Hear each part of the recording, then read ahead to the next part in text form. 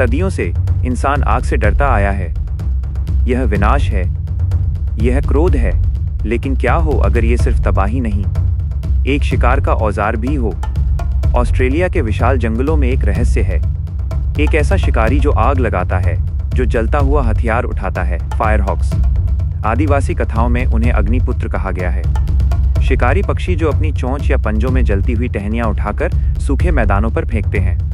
वैज्ञानिक इसे लंबे समय तक एक मिथक मानते रहे, एक लोक कथा। लेकिन फिर सबूत सामने आए। 1980 के दशक में उत्तरी ऑस्ट्रेलिया में पहली बार कैमरे में रिकॉर्ड हुआ। एक चील ने धधकती आग के बीच से एक जलती हुई लकड़ी उठाई और उसे सूखे घास के मैदान पर गिरा दिया। क्यों? क्या ये सिर्फ खेल था या एक भयानक रणनीति? ये खेल नहीं है, ये युद्ध की रणनीति है।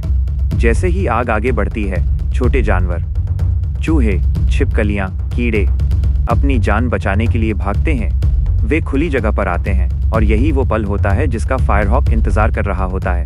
आग उनके लिए चरवाहे की छड़ी है, जो शिकार को बाहर निकालती है और बाज को आसान भोजन देती है। आप जिसे विनाश मानते हैं, फायरहॉक्स उसे भोजन का बुलावा मानते हैं। प्रश्न ये है कि क्या ये सिर्फ प्राकृतिक चयन है या क्या ये पक्षी बुद्धि से आग का इस्तेमाल कर रहे हैं? अगर ऐसा है तो प्रकृति की शक्ति पर हमारा नियंत्रण, हमारा ज्ञान कितना सीमित है।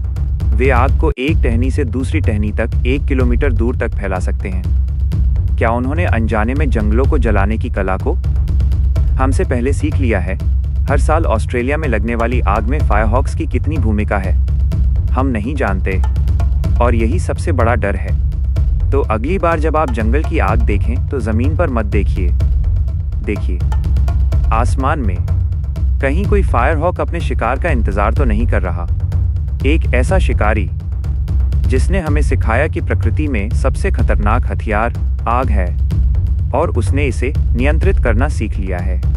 सवाल ये नहीं है कि आग किसने लगाई, सवाल ये है कि शिकार कौन कर रहा है। और क्या हम जानते हैं कि इस अग्निपुत्र का अगला लक्ष्य क्या होगा?